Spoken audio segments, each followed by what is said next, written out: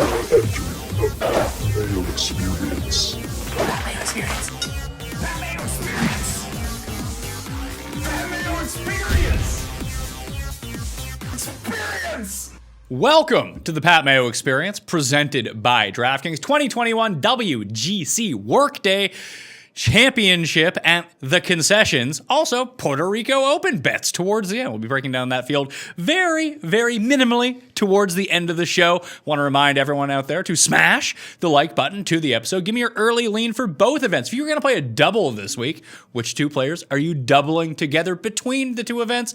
I want to hear that in the comment section. Also, rate, review, subscribe to the Pat Mayo Experience audio podcast on Apple Podcasts, and download the episode 3 times or something like that. You got time on your hands. Seems like everyone's just sitting at home anyway, so you might as well download the episode a whole bunch of times. Increase those numbers, all right? Tell some friends too. The winner of the Daily Fantasy Sports Picks and Bets, The Mix giveaway from last week, the ratings and reviews, Dylan Besser 65. I will be contacting you after the show. You are the winner of $100. Please go subscribe to DFS Picks and Bets, The Mix, wherever you download podcasts. You can watch all the videos up on Mayo Media Network right now. Sub to Mayo Media Network, as always, and just keep downloading all the stuff up there. It has all the short form content you can want. Euro Tour bets are going to be back up there this week with the European Tour returning. I'm going to have my one and done for the WGC and or Puerto Rico, potentially. We'll see if that's actually in the mix. And then Champions League is up right now. You got NASCAR at the end of the week, UFC, all of the short-hitting stuff that you probably want to bet on, but don't want to spend too much time researching. That's what the DFS Picks and Bets, The Mix, is all about. Geoff Fienberg is in studio with me. Sad fella. Yeah, this one hurt, Pat. Honestly, I treated like my evening routine was like a tough Charger loss. I ate like 2 cinnamon rolls and lost 6 straight games of FIFA. I was on tilt. Do you blame Tim? Because I would. I don't know what to blame. I was just, it was a great day. Even CBS, I thought, did a great job. Yeah. Relative to what I was expecting. Guy shot a 64. I don't know, man. Homa screws it up. Then he Dubuissons himself to victory. Oh, annoying. We were talking right before we came on air that if you would bet Finau when Homa had that putt on 18, that Paul said Homa was minus 2,000 at that point, which would make what? 8 to 1, 850. I was going to say like 15 to 1, right? If someone's minus 2,000 on the other side, maybe it's less. 12. Than that. Yeah, let's say 12. And then if you bet on Finau then, and then bet Homa when he was lodged next to the tree in the playoff, you probably would have got the same odds on the other side and just won all the money. So that's probably the best way to do it. I don't really want to hammer down on Finau. He played great. He shot the round of the day. He played as well as you probably could on Sunday. And that's always kind of the way we talked about Ricky if he was ever going to win a major. Like start how he did it at the Players. 4 or 5 groups back, go post the number, and then have everyone fall back to you. And that's almost what he almost got there. Almost. Until Tim said that then, obviously congratulations to Tony Finau on winning this tournament. And then doubled down on that take in the playoff. Doubled down on it. Said it, and then Homa stuck it to 3 feet. And then he congratulated Homa, and then Homa missed it. Okay. But the biggest thing that I want to point out is people are going to rag on Finau for not winning and coming in second, but he had a great day. The guys that we should be ragging on here is Dustin no-showed Sunday, and neither did Cantlay. He was terrible. But they never get shit because they've won events, obviously. You just notice it with Finau, but those guys didn't show up to play. I want to say something. I mean, Finau, like for the day, Pat, he was strokes gained like second in the field putting, and then we got to the playoff, and there just weren't 2 more holes in this in the flat stick. They just weren't there. He left it all out there. We were hoping as backers he could take it on the first playoff hole by default. I mean, I didn't have Finau. You did. I'm just saying I wasn't the only one, and it was a laugh that like I picked him because it's like I like to pick him, but it's like I want 2 in a row. I can do whatever I want here, and if we would have got home, oh, it would have been glorious. Oh, it would have been so much fun. But hey, credit to Max. More pain, $1 million worth of pain for Tony Finau. He was my one and done. He was, and both of my guy and Tim's guy missed the cut. But I want to just because going back to like Dustin, to me, a guy like Dustin. The second in his head he can't like win anymore. He's done. Just done. I don't even care if he makes quad. He hits the branch on like 10, and it's like, you know what? Whatever. I'm going to home. I'm sleeping in my own bed in Jupiter for the next run of golf. Or actually, I don't know exactly where. I believe this is just south of located. Tampa, like an hour south of Tampa, I think, when I looked on the map. Yeah, so he's obviously not going to sleep in Jupiter. But you know what I'm saying? We're going to Florida. I don't really put too much stock into it. Cantley, just before the horn blew on Saturday, missed like a 5-footer on 15. That would have almost been like a stroke and a half on the field for birdie.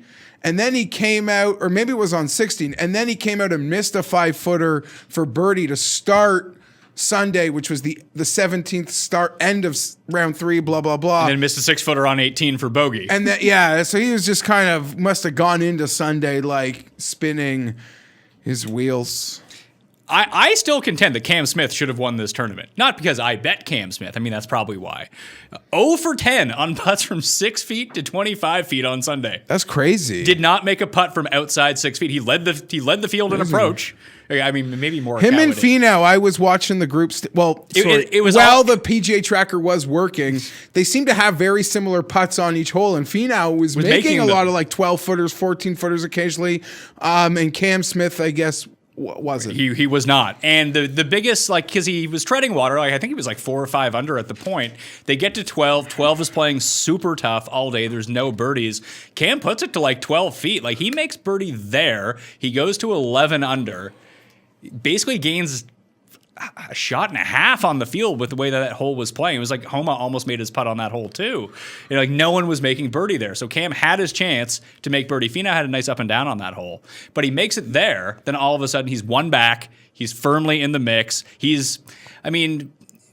We all kind of acknowledge that Tony Finau is a better player than Cam Smith. And Cam Smith is, he's 2 wins. One of them's a team event, so he's like a win and a half. But if he's in contention, you're like, oh, he could win. At the same time, like in terms of class of player, it seems like Finau and Smith were, of the 4 that were up there between Burns, Homa, and Smith and Finau, at least they have the experience of being through this a whole bunch of times, although Homa did have that win. And then he missed like a 7-footer for par 2 holes later. He was just done. I can't recall a putt I've seen that went worse than his eagle putt on 17. That was weird. That was horrible. I've seen some we saw some real bad approach putts, but hey, you mentioned the greens are huge, the contours are there, 3-putt. We're up there. Burns tried to hang on for as long as he could. He got that break on 12. Yeah, no, where he didn't go out of bounds. Where you really thought, okay, like he's might be able to pull this off, and even had to make a snazzy 6-foot like bogey putt to save the double. He made the lengthy bogey putt, but he putt on really 10. To me, it never felt like he was going to win. Even when he went 4 under on the front 9, it was just like, once he got saved on 12, I thought all the horses coming behind were in trouble. But he looked a bit like he just yanked 3 straight tee shots. Yeah. It's like this is happening for him right now. Felt bad for him because I like Sam Burns. Final group at Torrey, final group at Riviera. You can't. That's great. I would like to get your breakthrough in a premier event, but you could see everything's pointing to him having a huge year. It's too bad that he's not in this field this week. Not that I think he's going to win, but we always kind of like him on Bermuda over everything else, and just with the way that he's playing right now. I feel really stupid and gutless for not betting Homa last week because you and I even talked about it. Like, here's the players coming in with amazing form. He's played well at Riviera. He's local to the course, played it like 100 times. He's won the crossover event to this at Quail Hollow. The number just... I looked at it. I was like, not in this field. What was it? I never even thought about betting him, so I never. He was 55. Like, is he really going to outdo Dustin and Rahm and Rory and JT and Bryson? I was like, fuck no, that's never going to happen. So good on him. Internet favorite Max Homa. Now we're going to be seeing him for a while. Good for him, because part of me, I mean, despite losing, I was like, man, you can't make a thing for roasting people online and missing 3-footers to win tournaments. Like, I thought that would put extra pressure on him, but nails. And maybe Finau, like, how do I put it? I mean, once we got to that point, was he going to win it, or did Homa have to lose? Like, one of them had to lose it. It felt like none of them like really wanted to win it per se. I mean, 2 guys, no birdies on 10. Even Homa to have that birdie look on 10 was outstanding. That shot was awesome. I was really hoping it would catch a little more speed and catch the slope back down.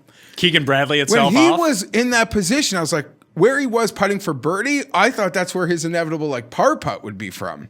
Well, I didn't realize that he had a path to the green from where he was because it looked like the ball was lodged up. Because the first angle that they showed of the ball up against the tree, I thought it was on the other side of the tree. I was like, oh, he has no shot. He's going to have to play this left-handed. There are very few people on the grounds, and these guys certainly weren't like marshals, but I knew he was SOL before we got a close-up because there were two guys, seemed like they even had a couple bevies in their hand.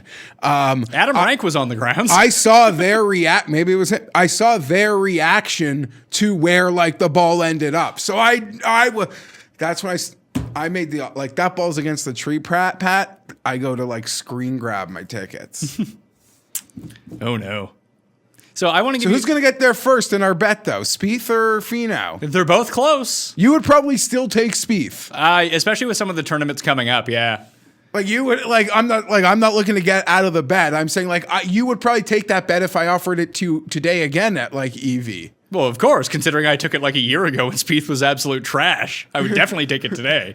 But we're going to see, I bet you, because we're not going to see Finau at Honda, so that gives Finau like this week, Players, Bay Hill. Is he going to win Florida? Because my whole shtick for last week was we're going to go to the wall one more time because Florida's not the place. And then you even made a joke about match play.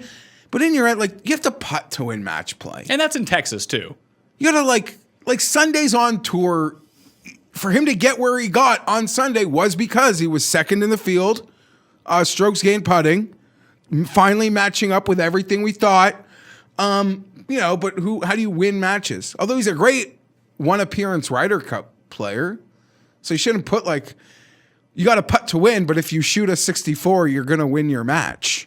Yeah, it goes both ways. Well, right? it really depends. Like, especially in Austin, when we've seen it, like Kisner won and Bubba won. I think those are the two winners in Austin, and DJ or Rahm won the first. DJ beat Rahm. Yeah, that was the year when DJ and Rahm were like 1-2 in every tournament. Yeah. It was always Dustin then Rahm, but that's the way that it kept playing itself out. But I don't know. I feel like anyone can kind of win match play. Have a hot week. Draw the right opponents. Like, there's so much like weird stuff that goes into it. Like, of course. If you end up with an easier group or an easier draw, or the guy that you play against shoots 78, you're like, all right. And you shot a 73, but you won, while two guys lost with 67s. Exactly. They got so there's more that goes into it than yeah. that. But we've seen two long shot winners. I actually like the event as it's structured now versus how it used to be. I like the pod system. I don't think that a lot of people do, but I much prefer it. At least you get like 2 real days or 3 real days at a golf rather than just single elimination, do. Then it becomes unwatchable when it gets down to the final 4. Remember Noren was in the mix that year and he had that putt? I think it was against Bubba. Yeah, he was in the finals. That's when Noren was the man. Noren had another good week too. Yeah, a very solid week. I thought that he would make more bones on... Well, the wind didn't show up on Sunday like everyone thought it was going to. That was a big factor in all of this too. Because I ended up putting money on Matt Jones on Sunday, being like, well, if the conditions suck, like... Matt Jones can get around in the wind. But I think he like triple bogeyed number 12. He hit where Burns hit. got a tree and somehow came back to life. Jones was straight in.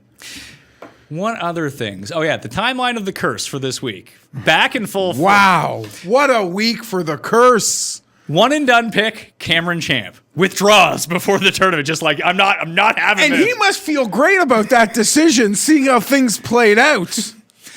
Immediately goes on to Justin Thomas, who has the worst tournament of his career, I think. Right? Yeah.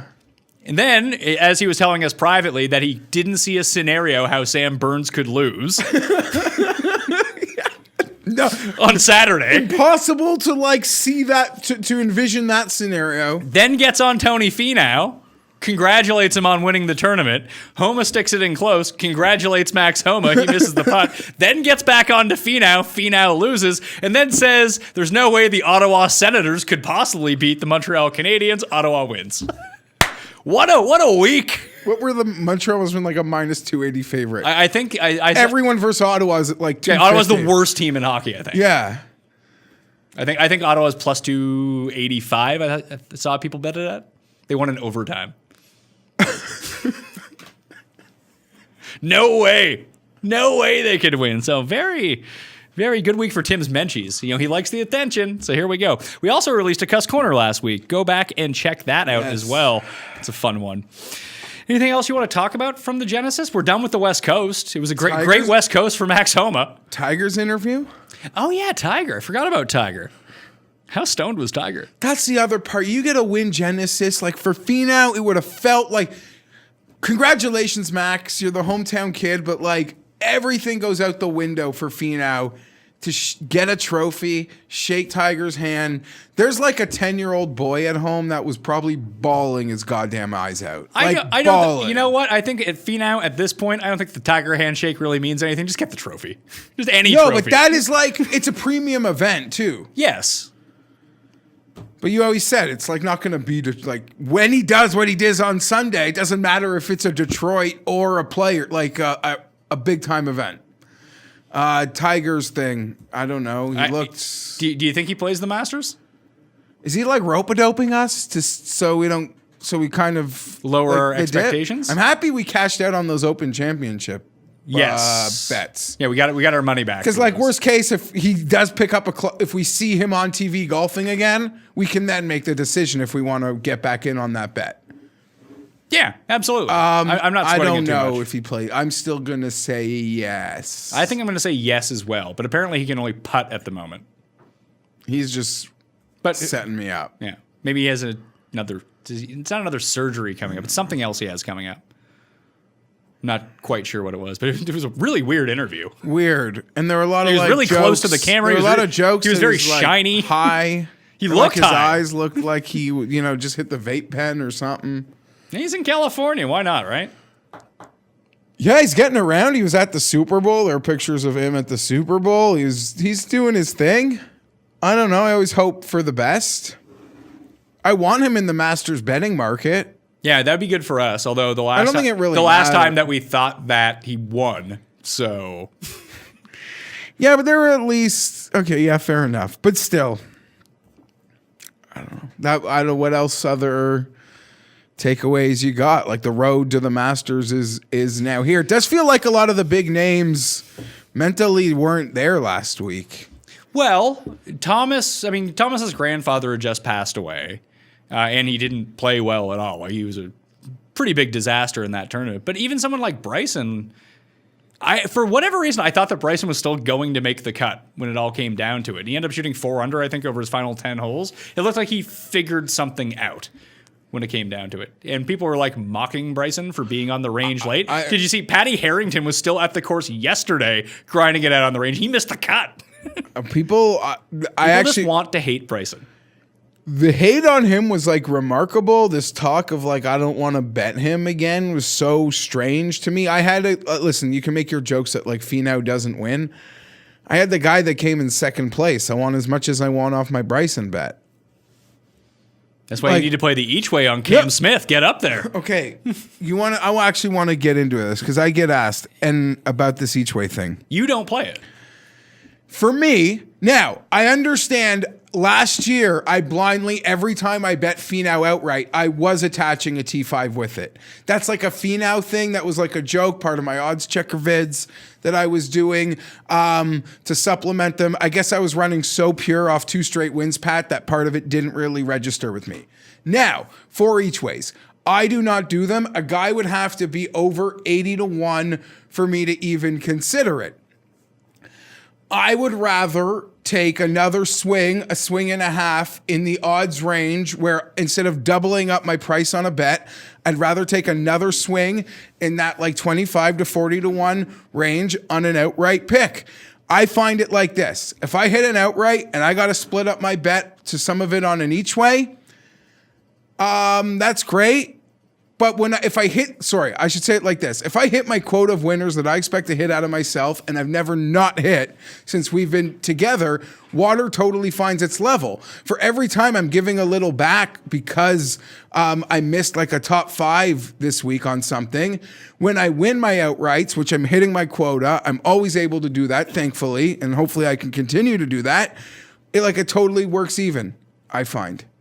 I think it really depends on your preference. I don't like to play an all or nothing type game with a betting card, I like to hedge out on myself a little bit. That's why I prefer the each ways. So something like last week, Cam Smith pays off 20-1 for coming inside the top 8. But he was 100-1. He was 100-1, but that pushes my You're weight. not hedge. There are people out there who I really do like, and they pick great winners. Like 14-1 but with an they're each way. still playing 14, 18-1s, 25-1s with an each way. Like, you would still never play someone under like 30-1 with that one, unless you really had like, I don't know when you do it. Maybe you have. You rarely do. I usually try to keep it like 40 is usually the lowest, and even then, because a lot of the times, like, each ways are so sparse, especially in North America, when it comes down to it. I think it's the people that you see playing the short each ways, I believe they're probably all Brits or Europeans, right? Yeah. I think it's just a custom in that market over there because like we've just started to get top 8 each ways on things, but they might get top 10, top 11, kind of thing. So instead of making instead of doing a Tony Finau bet to win, bet top 5, just play the each way. And then all of a sudden it looks a whole lot better. And you get better odds on the each way than you would betting a top 10 or top 5 anyway. Although you lose potential. Listen. But the whole point being that I don't like to go that low. I do understand it. It's just not bets that I want to make because that's a lot of investment to put at the very top of the board. Yeah, it's like me doubling up those wagers. I don't want to double them up. I'd rather just pick another guy to win. Yeah. I can see that. And that works for me. And listen, not to sound like cocky or whatever it is, we dipped out of it this week with this Homa win, although not too far. Although we would actually argue that Homa price was in the range. Like, that wasn't that deep down the board.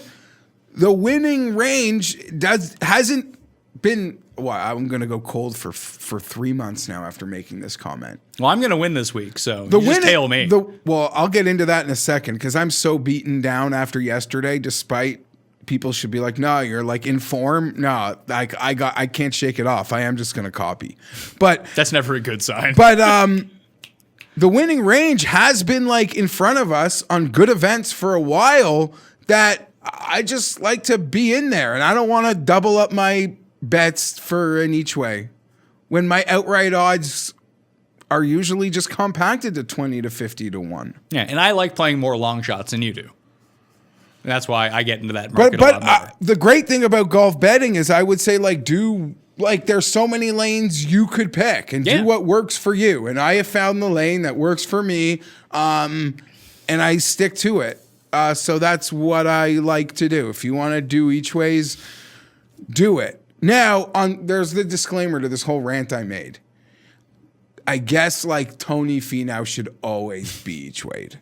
Like, it's not the same 25-1 as like Patrick Reed.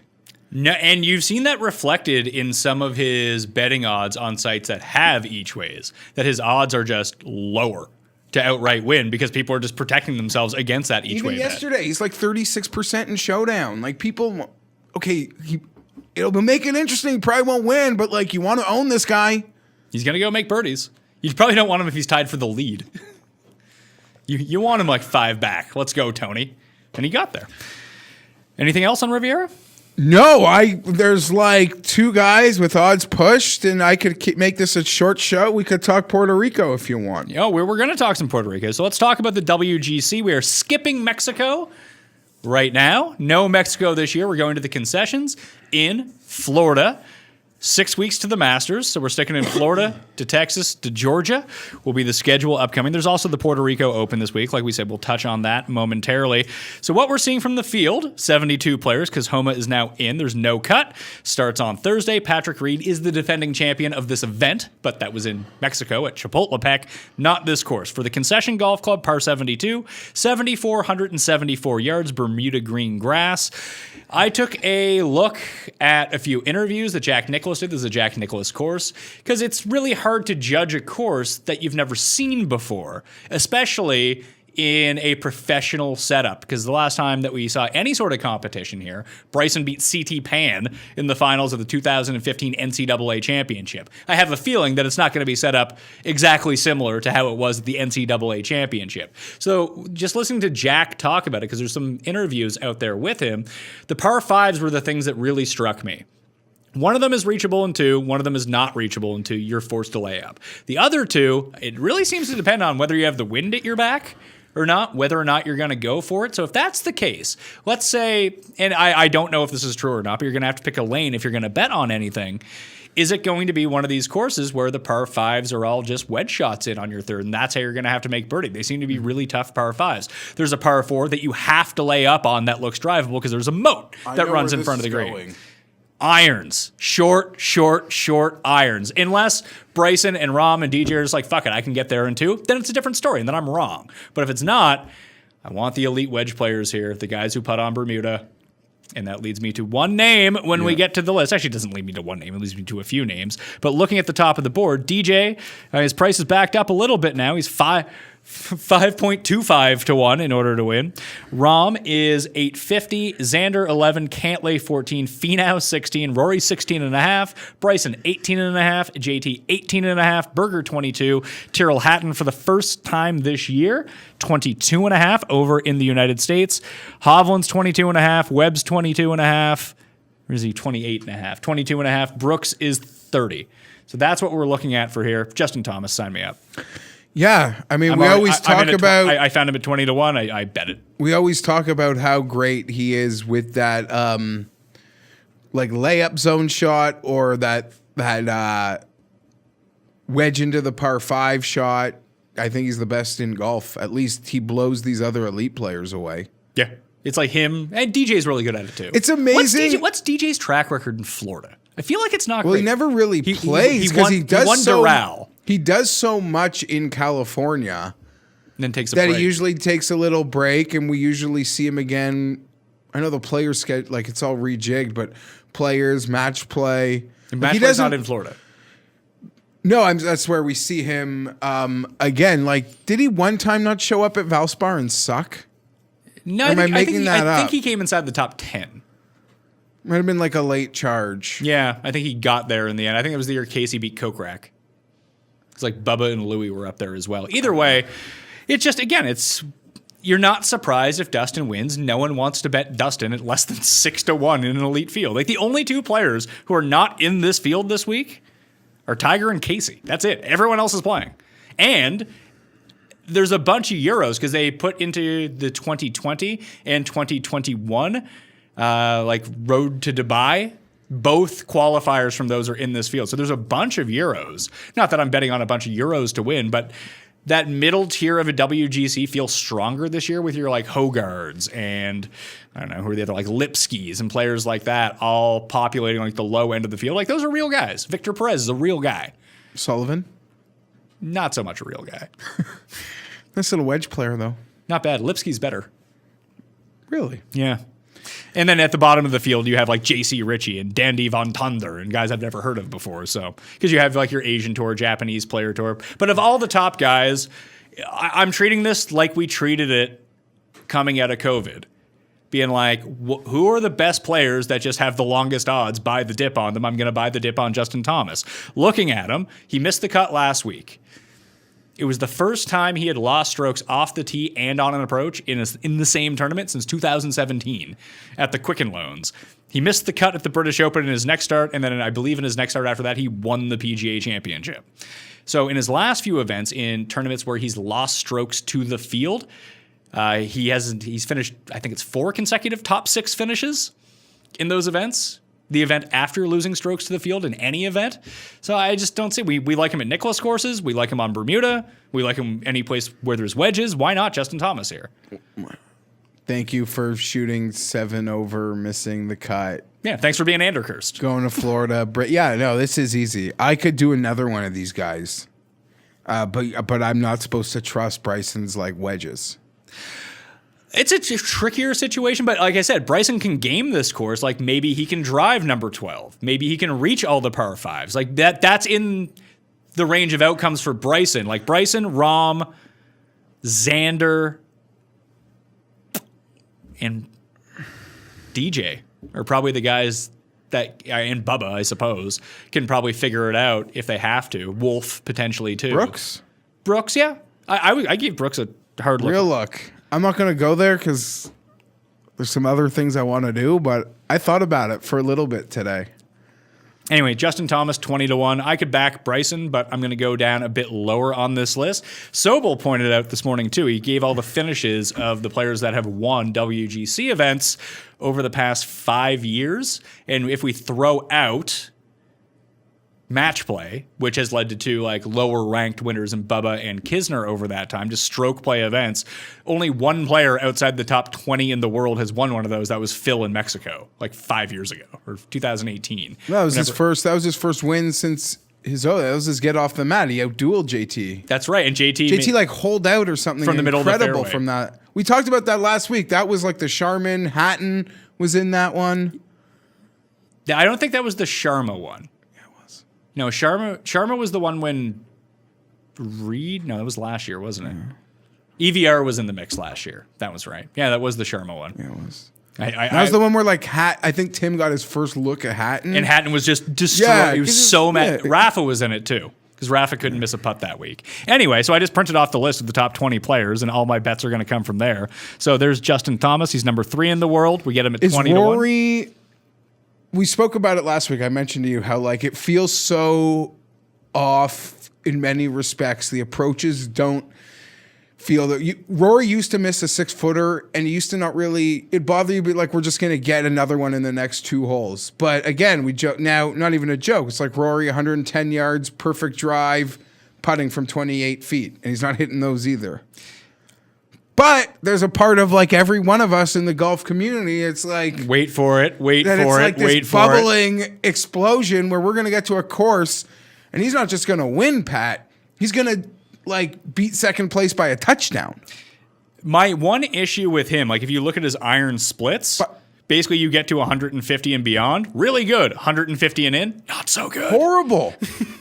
And everything I just said in your lead up to giving those splits, I think either we've said every week on this show since the restart, or someone who does a golf podcast, like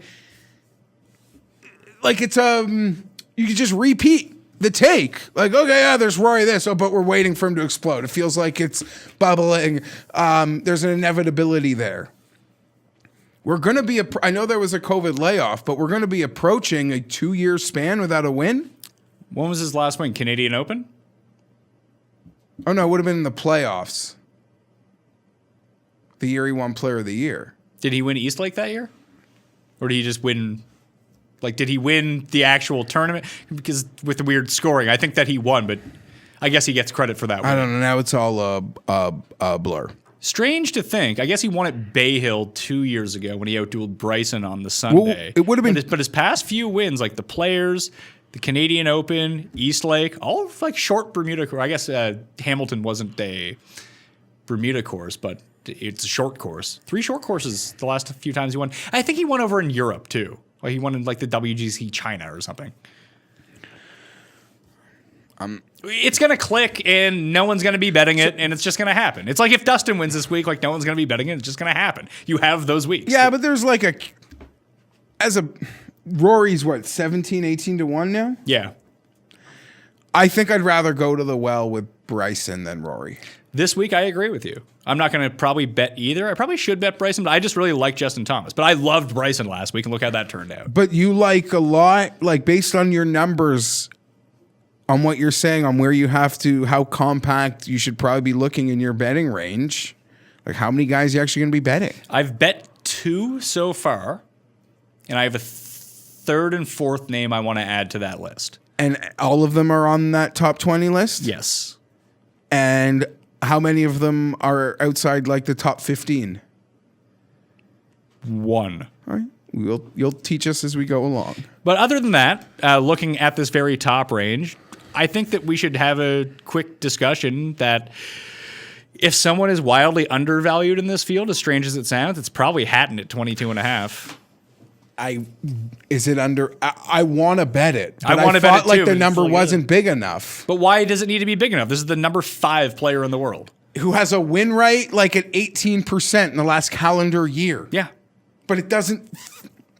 He's won 4 of his past 22 starts. Everything minus.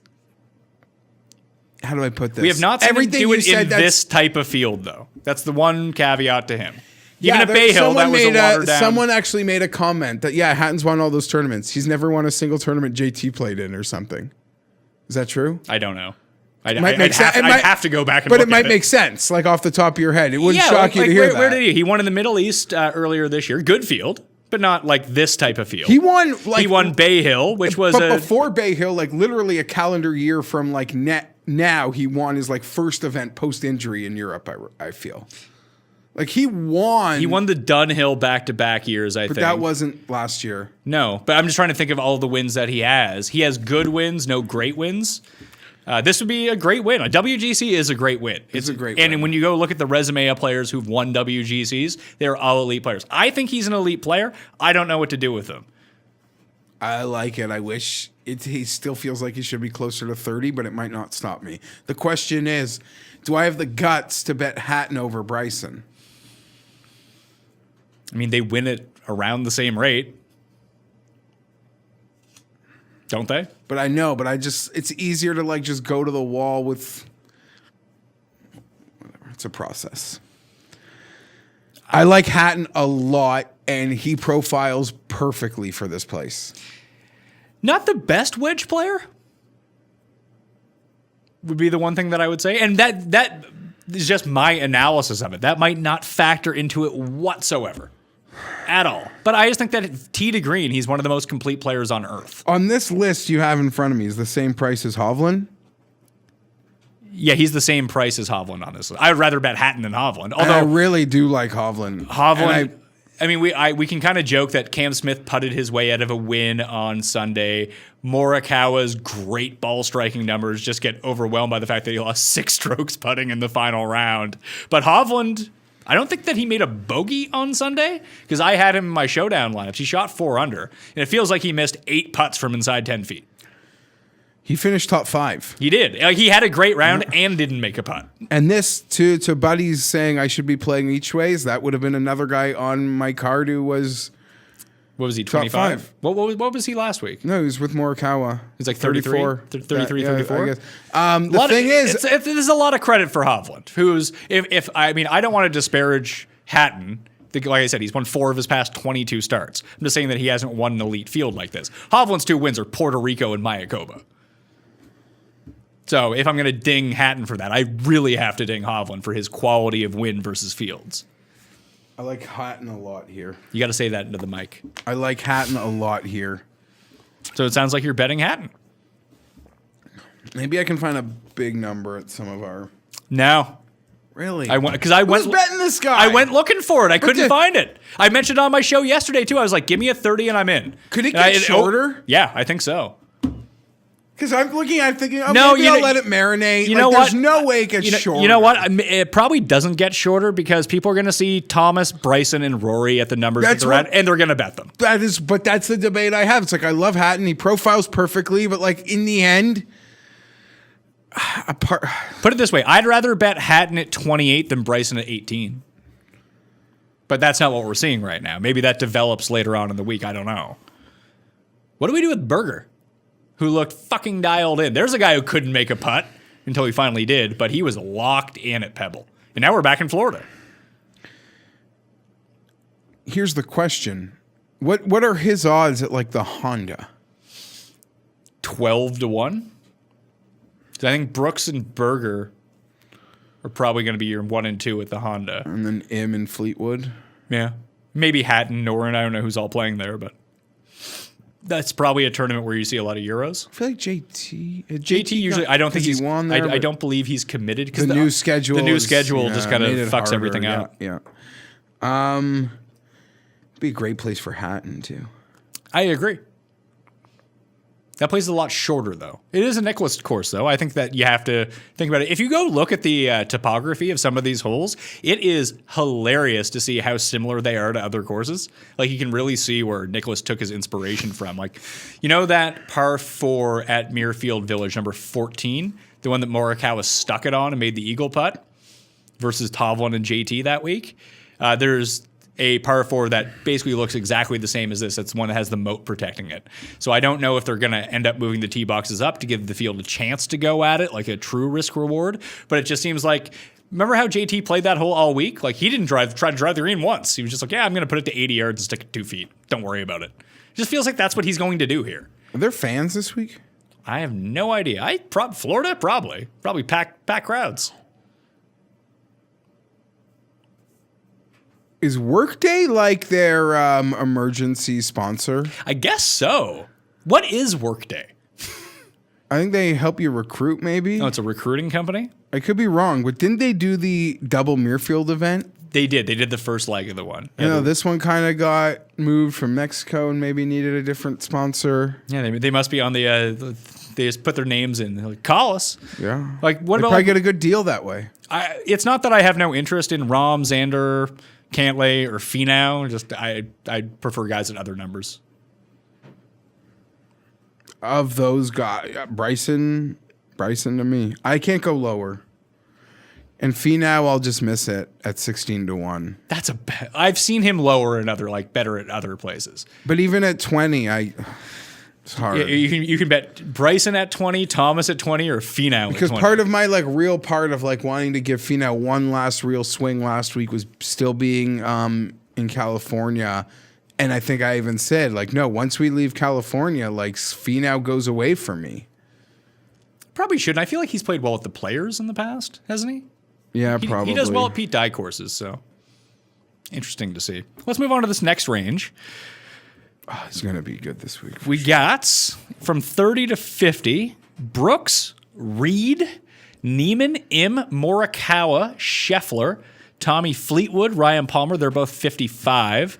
And then Harris English, Hideki Matsuyama at 60 or 61.5 on DraftKings Sportsbook, where you can find them. This is where the range where after JT I think I'm going to hit. The one bet that I've put in, guess where we are? Florida. Guess what the greens are? Bermuda. I hear, at least in my mind, that it's going to be a lot of wedge play. Give me Webb Simpson. I found him at 33-1. 35-1, sorry.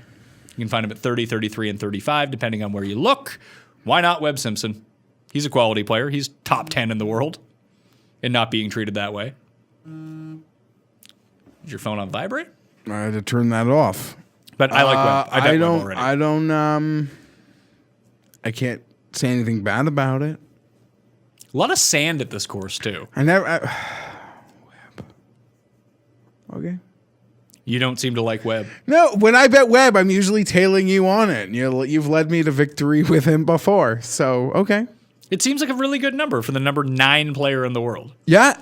I mean, people can acknowledge that he disappeared for a bit, but I think those are conscious decisions to not play at a place like Riviera and just wait for everyone to play. And a lot of those guys missed the cut, and he's just waiting. Yeah.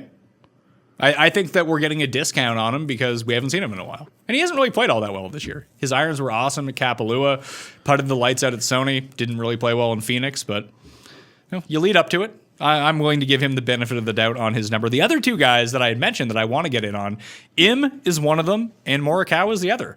Morikawa, 2 straight events now for him. He was second last week in approach to Cameron Tringali, of all people. Could not make a putt to save his life. More so in round 4. He was basically treading water all the way up until round 4. And number 10 ate him up all fucking week. So that wasn't great. For someone who generally plays short par 4s really, really well, he was 3 over through 3 rounds on number 10. And he was number 1 at Sony. The time we saw him before that, he beat everyone in the field by over 2 strokes on his approaches. Again, if this is going to be an approach course, a wedge course, I worry about his putting. I worry about his short game. But at 40-1, 45-1 in some spots, we're now at a point where he's getting disrespected versus Hovland, despite the fact that he has more wins in a major.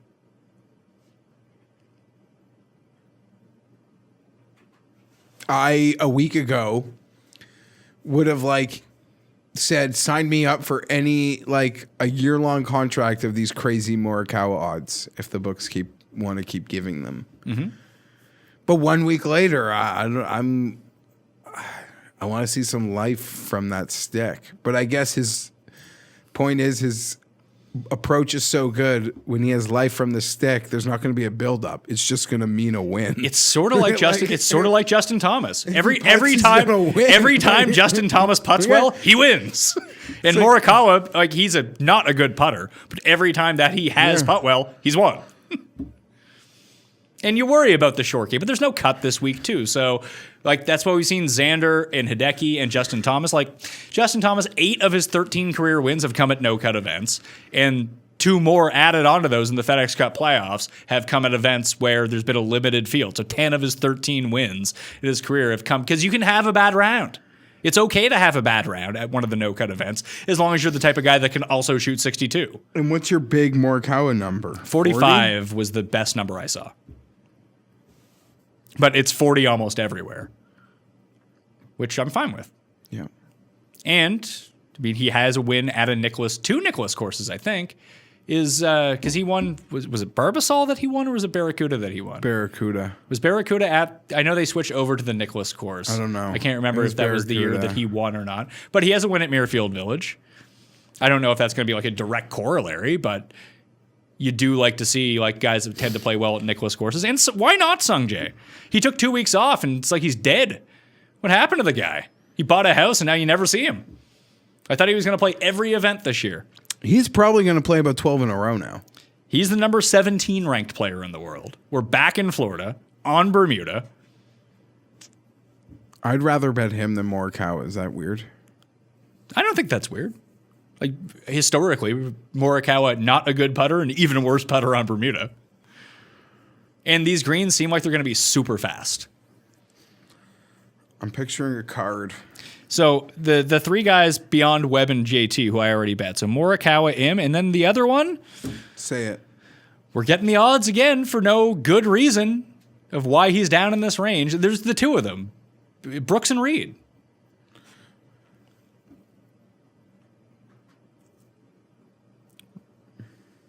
I like Reed a lot more than Brooks. Why? What is it against Brooks here? We're back in I Florida. thought about Brooks a bit this morning, but and he ended his Riviera pretty nicely.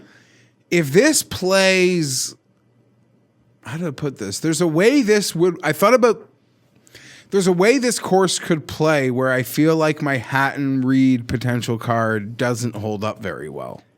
That would be a fun Ryder Cup singles match. That certainly would. As opposed to like the Bryson Brooks, like these guys, I don't know much about this place, but they're probably just going to take it on. I would think so. And there's water, just there's gonna sand, take like whatever. And if it plays on the easier end, they're going to fucking dominate. That's what I'm worried about. Well, but I yeah, do like. but I think that you pick a lane and don't hedge yourself all the way. It's like, this is how I think it's going to play. Here's how I'm going to construct my card around it, which leads me to Thomas, Morikawa, Im, Reed, Webb, like that type of player that doesn't need to go and bombs Hatton away. is that In that form, but he's the better rich man's version of that player right now. almost like Webb was last year. We used to say like, yeah, exactly. Webb was like the more expensive version of Hatton a lot of last year. Yes, and they kind of flip places. I am more thinking that the guys who really do try to annihilate it will find some trouble. And if that's the case, you want to go with like the solid, don't get like that's the thing with Morikawa. I guess his putting could lead to big numbers, but it's not like he's wayward off the tee. He's one of the most accurate players in the field, and his irons are dialed in. It's does he pull a Hovland and chip it 2 feet in front of him? Although Hovland's really gotten a lot better. He's on like the Cantlay track. Like Cantlay's one of the best around the green players in the world now. One of the best sand players. Remember when he kept gagging it? Bunker, auto bogey. Hovland is real. Even his year-to-date stats. I mean, last year Hovland was making strides in the around the green, Pat, but his year-to-date around the green stats this year are quite outstanding. At least I think when I checked them out last week. And it's all happening. It's all about to happen there. What are we looking at? His around the green stats? I was just looking at there are 3 par 3s on this course that are over 200 yards. Very similar to last week in that stance. So over the past 50 rounds, Day, Cantlay, Zalatoris, Webb, and DJ are your top 5. But there's so much putting that goes into that if you run a hot putter over the course of those 50 rounds on par 3s and make a bunch of 20-footers, then your par 3 scoring on holes of that length are going to look a whole lot better. What about Scheffler, who had Here's the new thing. Bet Scheffler head-to-head round 1, bet against him round 2. He's turning into that guy. But he had a great round 4. Sure. Was it great? What did he end up shooting? 5 under, I thought. Was he? What Yeah. did he end up finishing for the week? 3 under, I think. He blew up. He blew up on Saturday. Now, I have more confidence in Neiman than Scheffler if like they're on the same tier, which they appear to be. I don't know. I'm not betting him. I don't know. No, I don't want to cross the range. Sorry.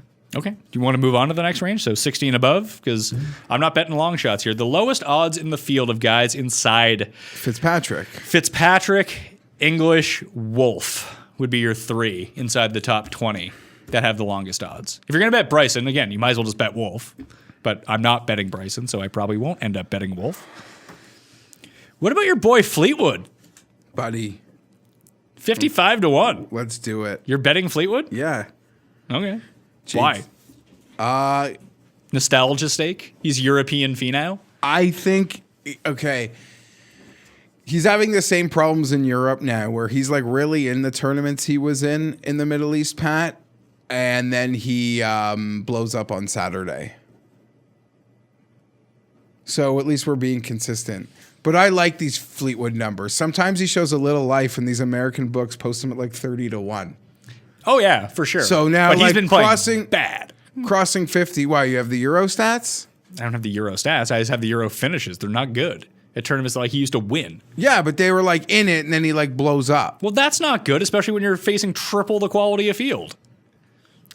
55 to 1 is a go number for me in Florida. Okay. Feel like there's equivalent options down the list. Yeah, of course. Like you can get. I don't even mind Louis, as crazy as that sounds. You can get Scott for over 10 points more. I don't care. Okay. I'm sure there's a lot of great options. Fitzpatrick, you could probably argue, is a better option. Or Rose at this point. Rose off of what, a second or third place in his last event? That was actually one real long shot that did. You got to speak into the mic. You can't do this and then like talk over here. I had a scratch. Rose is one real long shot I was thinking of, but I'm not there. I actually think I know who I'm going to bet. From down in the, like, I'm not going to bet anyone from up here. I'm going to play some top 10s, I think, or maybe I'll just allocate that money to the Puerto Rico Open. But there are 3 names. Answer was not one of them, but I could be talked into Answer. What are his odds? 80, 90? Yeah, it's probably too short for me. If I was going to take, in this field, come on. Like I can bet Fitzpatrick at like the same number.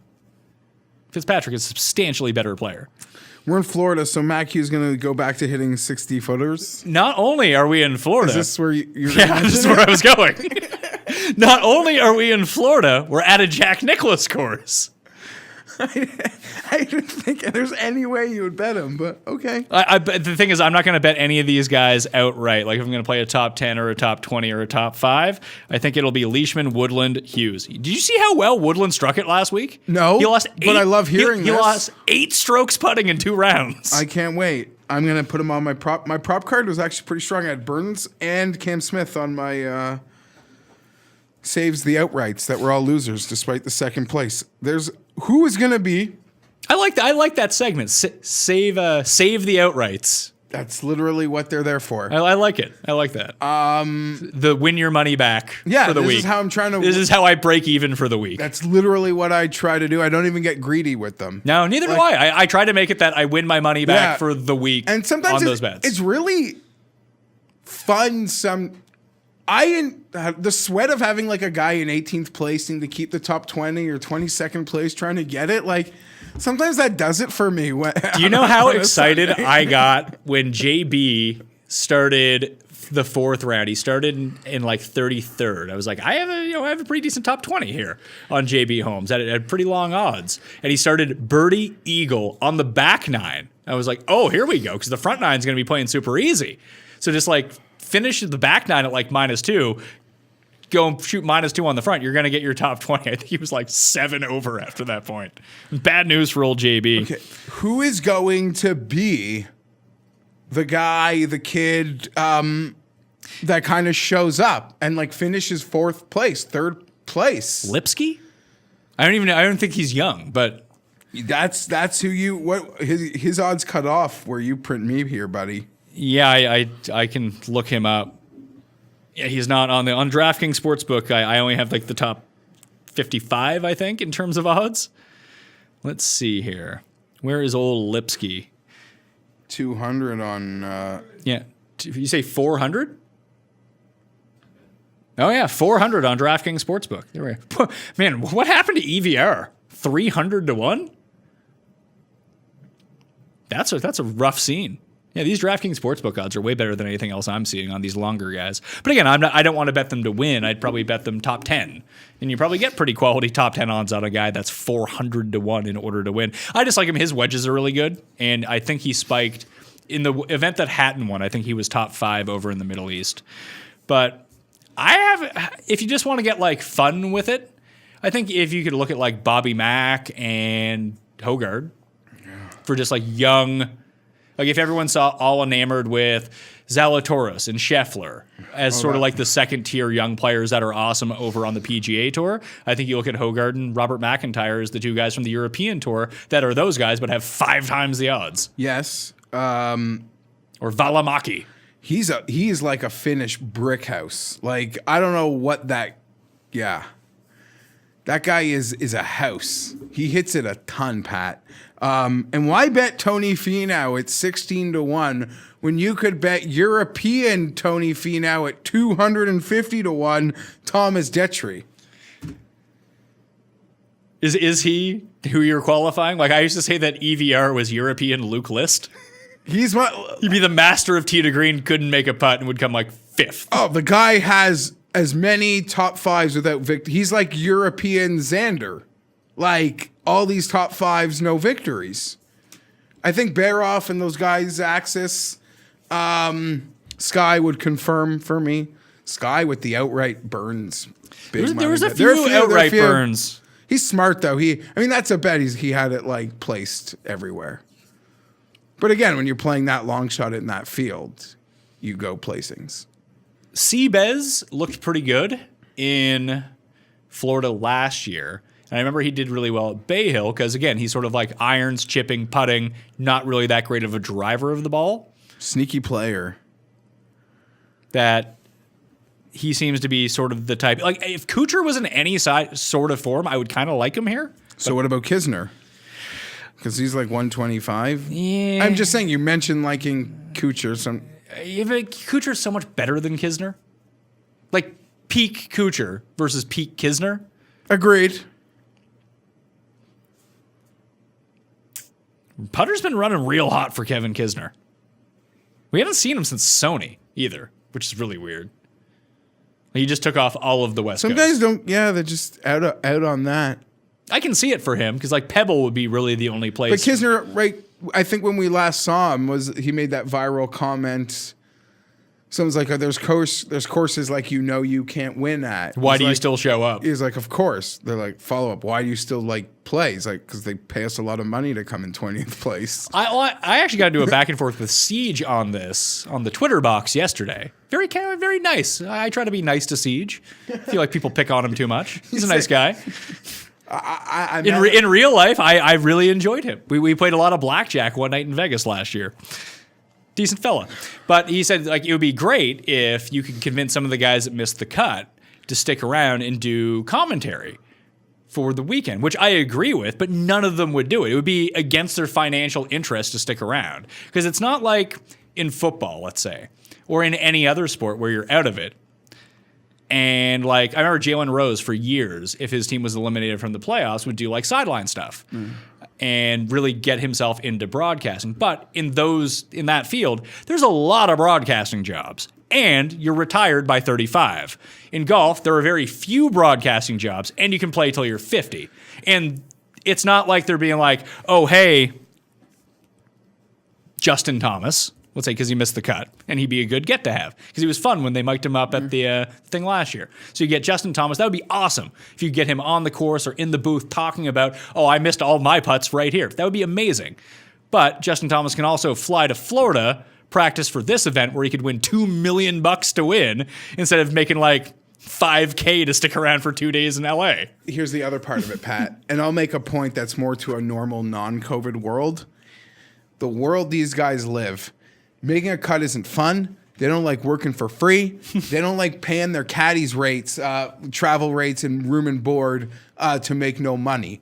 Okay, because when they show up somewhere on a Tuesday and stay through Friday and miss a cut and don't make money, every single day, these guys, Matthew Fitzpatrick can literally do a clinic at a country club sponsored by Workday on a Tuesday and make $40K.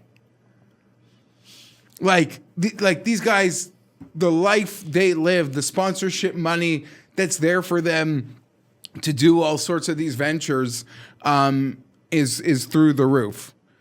But that would be cool. But also, I don't know, it would be hit or miss because you get a lot of boring guys but there too. would be no incentive for any of them to do it.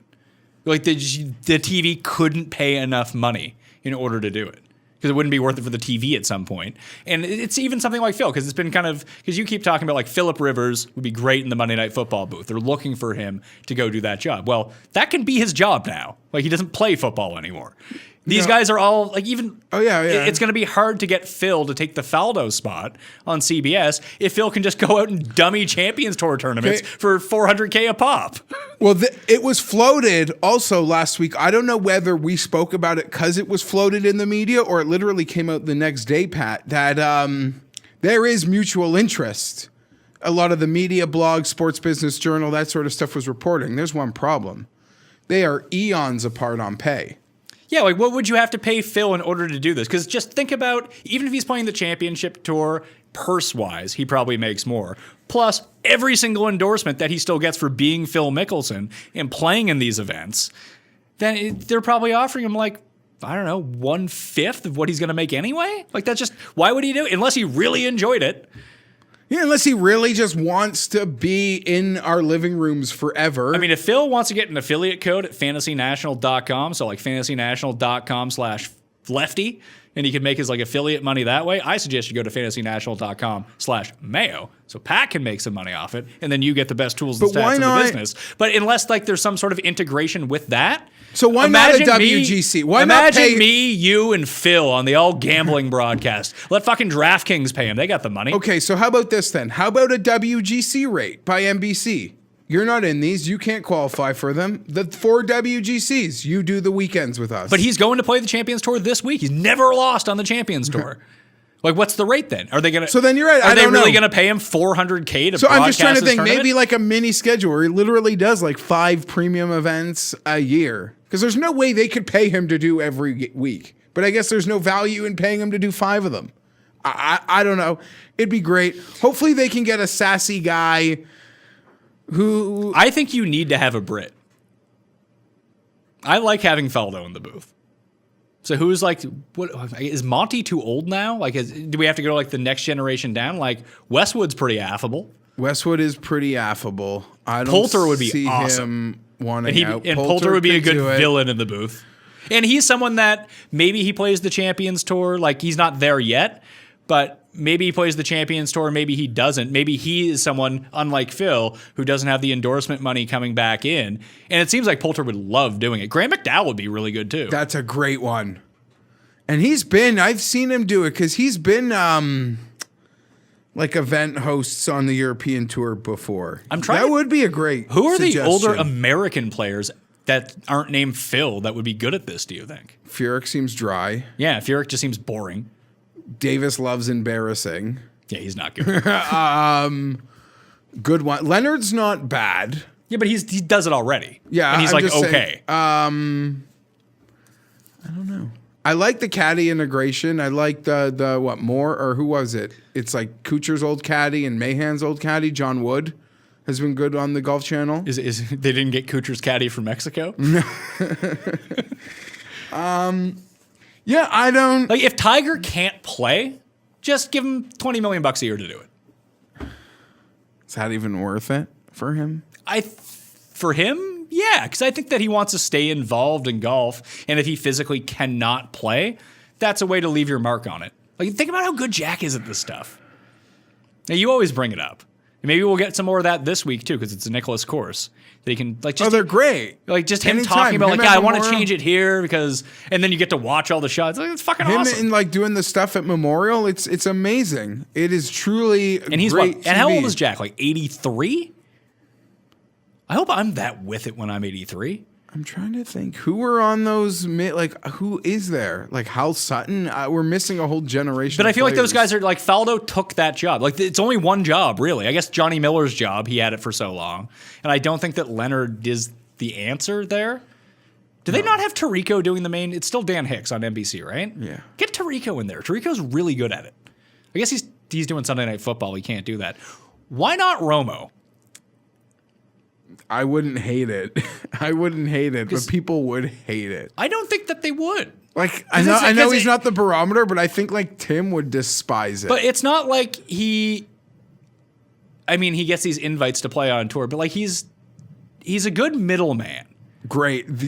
You know what I mean? 100%. Like he gets how hard these courses are, and he can play all the shots. He's just not a professional golfer. Yeah, but he's close. Yeah, but he could like say, I walked the course this morning, and like I would respect what he saw with pins and locations and contours.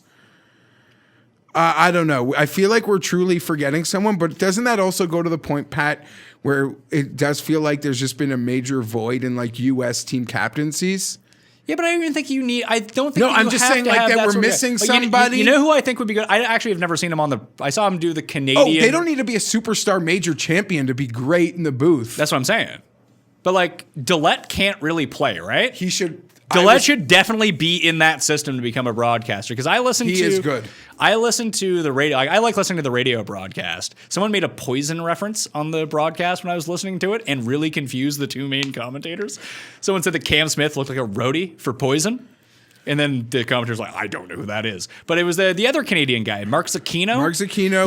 He was following Will Haskett, Kevin Sylvester. I really like Will Haskett, but Mark Zucchino was following around Max Homa, and he needed to dial it back about 3,000%. Like, calm the fuck down, pal. It sounded like he had 100K riding on Max Homa. Me and my wife, I made my wife listen as we were driving to my folks' house to drop something off yesterday, and he took it to like a 12. Every single fucking time. On a Homa putt call that he missed, and even my wife was like, that guy's like, what's up with that? Like, it was embarrassing. I like the enthusiasm. It just every putt from 4. Oh my God, it's going out! Oh, it lipped out to the left. Like, all right, man. All right, Mark. Like, well, let's calm down a little bit here and just tell us what's going on. And I know that we're probably bad judges of this because all we do is blow out people's. Either we speak really lowly and people have to turn it up. When they turn it up, we're screaming into the microphone. I acknowledge that. This also isn't the official PGA Tour broadcast. It's two goofs in a basement. What is, I can go back to this. Shane Lowry? Mark Leishman? I said Leishman. Oh, he was on the Hughes, Leishman, Woodland, right? Leishman, Woodland, Hughes, probably top 10s on those guys. I mean, you're banking on like how many 50-footers to hit your top 10 from Hughes? Oh, 12? He actually had a nice Sunday at Riviera, too. No, I'm not. Listen, I'm happy for the guy made the Tour Championship. Yeah, he's a He decent had player. to do more than hit some 50-footers to get. But he paid a lot along the way. To get to East Lake. And he's Canadian, so I got nothing bad to say. And I watched him lose to Sung Jae with his mom at the Honda. Leishman in Florida. Always sneaky. The arrow keeps There's you know ticking up. You know the big like I think it's number 6 at Bay Hill. The one where you have to play it like a triangle around the water. You know what hole I'm talking about? Yeah. There's a hole like that here. Like it's exactly the same. So it seems like it's like a hodgepodge of all of like the best courses that we know. Like there's a couple par 3s that look exactly like Riviera. There's one that looks exactly like an Augusta. It's kind of crazy. So he just made like a replica course? Yeah, it kind of seems what it is. But like I said, there's sand everywhere. If you can't play out of the sand, like you might be fucked. That's another thing with Cam Smith. Cam Smith, one of the best sand players, was horrible out of the sand all week. Weird. Because there's a lot of guys. I think he was 12, or he was 3 for 11, I think, in sand saves. And like he is legit one of the best players out of the sand on earth. Weird. Everything just went wrong for him on Sunday. And he still shot 4 under. Quick picks for the WGC Workday Championship at the concessions. Justin Thomas, 20-1. Webb Simpson, 35-1. And I'm going to narrow down my list of Morikawa, Im, and Reed. I might just bet all those three too. And they're 35, 45, and 45 or 50, depending on where you look. And those are all top 20 players in the world this week. What's the Reed number? The Reed number you can find on DraftKings Sportsbook. You can get it at almost 35-1. You can get it at 40 at some other places. There's a 40 on Reed? We're betting that. Okay, so this is the card. I might be done. Justin Thomas, 20. Hatton, 22. Reed, 40. Im, 45. Fleetwood, 55. Done. And I like Leishman, Woodland, Hughes, and maybe even Lipsky now that I see how deep his odds are as a top 5, top 10, top 20. I'll parse that out once I release my cheat sheet. One and done picks. Ricky's not in Puerto Rico. Ricky, Spieth, Phil, Tiger, all not at a WGC for the first time since when? Ricky, Spieth, Phil. Like what? Like one of them. It only takes I actually think before life. I think that the answer is not since the conception of the WGC. I think that's yeah. I don't know what the answer is. I think dating back. Even when Tiger was out, Phil made every one of them. So yeah, this is an inception. And by the time that Tiger was like injured, Ricky was good, and he would be in and them. Spieth was the best player in the Spieth world. was the best player in the world. Wow. What odds do you give me who wins? No, that's a bad Who wins bet. for Spieth or Tiger? No, I was going to say Spieth or Ricky. That's a bad bet. I'll take Spieth. Yeah, I'm not Hey, making it. Ricky wasn't a disaster at Riviera. Played quite well, actually. Well as Flirted with the top 20. We got to just start somewhere. Okay, well, hold on. When you say flirted with the top 20, what did he finish? Like 24th? Did he? I thought he was 28th? I thought he ended up finishing like 40th. Oh, maybe he bottomed out then late. I thought I saw him go bogey, bogey, bogey, bogey. Then I take it all back. Shit. Let's see. I know you might be right. Where did Fowler finish? 20. T20 actually. It's amazing how low you scored to get your T20s. He went. Well, he started off birdie, birdie, birdie, and then I just saw he made bogey and then a double. But he actually made 4 birdies on the front coming in. Okay, so T20, that's a bit of life, and people will look at this whatever. I think Spieth had another great week. I agree. At a course that didn't set up for him. There were times in the week where he was flirting with second and third place. Get him to Valspar. Well, Burns was, running 5 ahead of the field. Get him to Valspar. Sure, but like I'm not. Oh, like Spieth was like in third and he finished like not even a part of it. Great week. I have nothing negative. No, it's all looking. I mean, I didn't break down the stats, but great week for him. Valspar, you say? Valspar. Will he be who would be the favorite at Valspar? I don't know who's playing. But like Casey? would he be shorter than Casey? Probably, yeah. Would he be shorter than Reed? No. Maybe tied. Maybe. He might be. Might be. But people, look at it this way. If Spieth was in the field this week, let's say, he'd be 25-1. So he's shorter than Reed. Yeah, he'd be shorter than Reed. If Reed's 35, he'd be third. Yeah. I'm excited for Valspar. I'm going to bet Corey Connors to win. That's not till the end of April. They did a whole rejig. So Tim, in the one and done this week, is taking Bryson DeChambeau, as he has told us. You, sir, are up next. Do you know I looked at my standings last week in your pool, and before I made my Tony Finau selection, I'd made a pick every week, and I was higher than 3,200. You were. There were people that probably hadn't made multiple picks that were better than me. Now, I'm still DOA in that thing, and even You're not DOA yet. Wait till we start WGC. You're right. WGC, the Players, the Masters. I should say, because if I could piggyback that you Finau get 2 wins in there. You're right. If I piggyback that Finau second into a win, that would probably catapult me.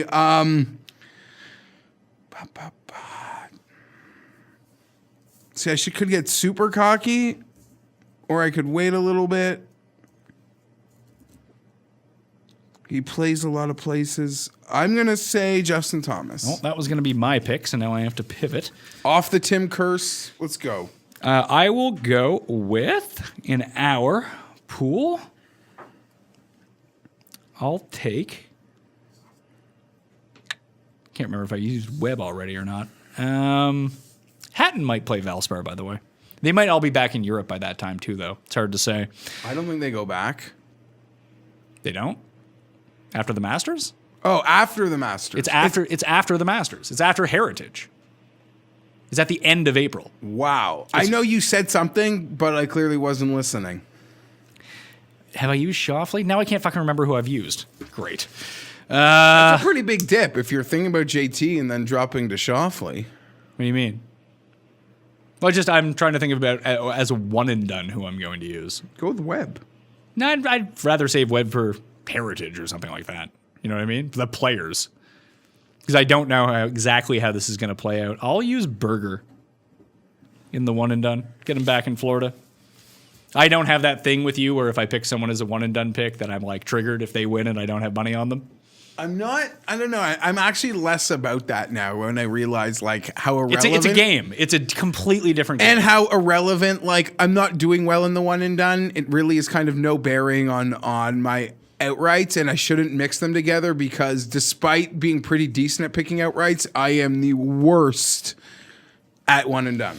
I'll do a full one and done breakdown. You can catch that on DFS, Picks and Bets, The Mix on Wednesday morning or potentially Tuesday evening. Depends on when the Euro show comes out. I want to release them too close together. That's going to be with Sky and with Tom, so I highly suggest you check that out as well up on Mayo Media Network. Cantlay, I think, is a really nice pick here for one and done. A lot of people have used him already.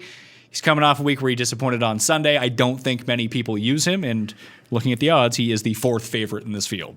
That's sort of the prototype of player that you want to take in a one and done. So you can really cash in on a big prize pool if they end up winning. So I think people will glom on to JT. Puerto Rico Open, very quickly, to go through this. I accurately predicted who the two favorites were going to be in this field. I feel so good about myself. Thomas Pieters, 10-1. Matt Wallace, 12-1. They didn't get into the WGC, but here they are. I've made one bet on this so far. Picked my guy, Justin S. You're all about him. I like him. Did you draft him in our league? I did. Okay, He's played like once. And we get this money in that pool, probably. I believe so, yeah.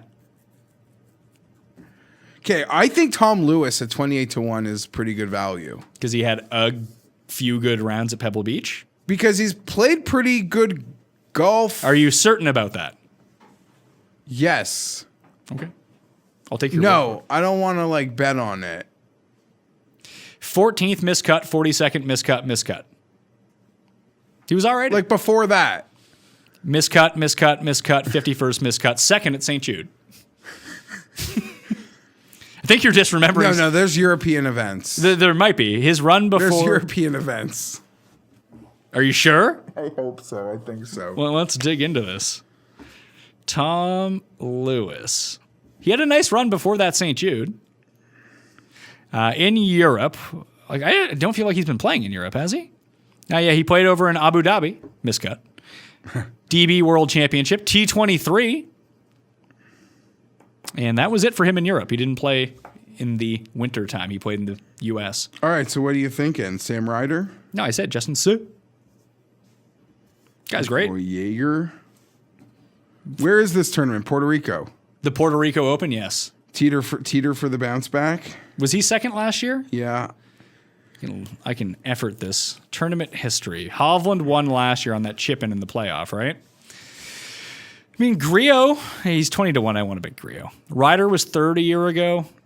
Potter, Bramlett. Like, it's just a collection of the who's who of guys that you always kind of want to bet at other events. But who is the best tournament history over the past 5 years? Scott Brown, Aaron Baddeley, Griot, Tom Wilkinson, and Chris Stroud. And then your guy, Josh Dieter. Alex Czechia has... It can get really windy here. Is McDowell playing? Yeah, Uline had like 2 good rounds a couple weeks ago. Is that enough for you? I don't know, man. I'm just going to bet Justin Su. Unless someone wants to like sell me on someone else. Like, I like him. I think he's a good player. I feel like I was betting Christian Ventura in the swing season. He's been bad. You know me. I could say Seamus Power and you could laugh at me, but I'm basing it on nothing. Are you going to bet any of these? Like, is there anyone you actually want to bet here? No, I might tail like guys that actually have like a hot Corn Ferry guy. That's what I think I would be doing. But your boy Jinju Zhang's 100-1, Pat. Might have to do that. Okay. Might just have to bet on the names that I like at this event. But there are certain like Aaron Baddeley is the king of the opposite WGC field. I think. Oh yeah, doesn't he almost have the Grand Slam? I think this would complete the Grand Slam for him if he won it. Maybe he's won this tournament before. Is it crazy that Griot could be a decent value? A value at 20 to 1? Yeah. For a guy who can't putt? Yeah, maybe. He might win. What are Badley's? Badley's probably like 10 to 1 or something stupid like that. Where's he at? He's 66 to 1. Yeah, I got not a ton of interest in this field. Davis Riley's a hot shot people like to bet. Yes, that's true. It tends to play well in the wind as well. I don't know. So, I have nothing. So is good for me. That's my bet. Justin So. So. Who's the guy? I guess he's still Corn Ferry. I don't know. Someone who used to bet. Wasn't Minwoo Lee. It was someone else. S.J. Kim. Remember him? That was Drew Livingston's guy because he'd always be like -2 after 2. He's like, oh, he's going to win. Put some money on it. In the non-COVID world, they would play those like Monday through Wednesday like events, Thursday events in like the Bermuda. Yeah, Barbados. on Corn Ferry, yeah. Yeah. There's a guy I always bet. Just tailing someone. I forget his name now. He sounds good. You'll probably end up betting your boy Ollie. He'll be popular this week. Will he? Yeah, people love Ollie. I actually people that love betting loser events like the Puerto Rico Open love Ollie Schneider. I'd actually be happy with myself to bet no one here. Good. Like I said, so I don't have a clue. Unless someone can talk me into someone good, and like why? Like why not just bet? Like, I'll probably because I said smash the like and put in some doubles. Like I'll probably try to double up with Peters and Wallace at the top. Didn't Podrick play well in Phoenix? Not really. No. He played well overseas at one point this year, but I think he's missed every cut since coming over. KH Lee shorter than Benny Ann. That's kind of weird. Like, why not Ben Ann?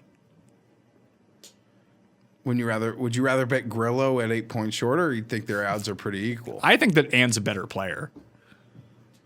Don't you? I would agree, but Grillo's playing better. Neither can putt. I would rather bet Ben Ann. Not that I'm going to bet Ben Ann, but I would between those two, I'd rather bet Ben Ann. Where was KH Lee? Was just on a leaderboard. Was that like last week? Phoenix. He made the cut this week too, and was a disaster after making the cut. If this course can get super windy, I've noticed that Sebastien Capelin is pretty good in the wind, and he's like 100 to 1. Anyway, we're beyond this. Justin So for me. That will do it on the Pat Mayo Experience. I believe my article is finally published up on dknation.com right now, so you can go check that out. Geoff Fienberg with the Geoff Fienberg Show, Wednesdays and Fridays, and you have that video up on Odds Checker as well, where you can get your prop plays and everything. Yes, all of it. I'll be more like the sting, I think, of like yesterday will be worn off by the time I do that content, so I think I'll have a little more pizzazz in me. Now you got to take a phone call here soon, but I might be setting you up with your own camera. Good. I don't know. I literally feel like, I guess it's the same Finau, the Chargers. Like I feel like one of those dumb games after the Chargers shouldn't have lost that I got to come here and talk about it. It'll be okay. Yeah, it will. But Finau this week. Finau's going to win. No one will have a cent on him, and he'll win. You know that's what's going to happen. He's finally going to win when no one has bet him.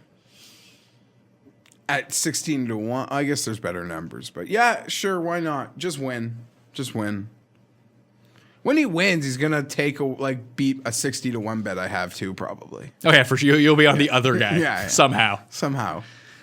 Become a member at fantasynational.com today. Fantasynational.com/Mayo for a discount. All the stats, all the tools. Play in the Pat Mayo Experience DraftKings Listener League. Link is in the description. Fills very quickly.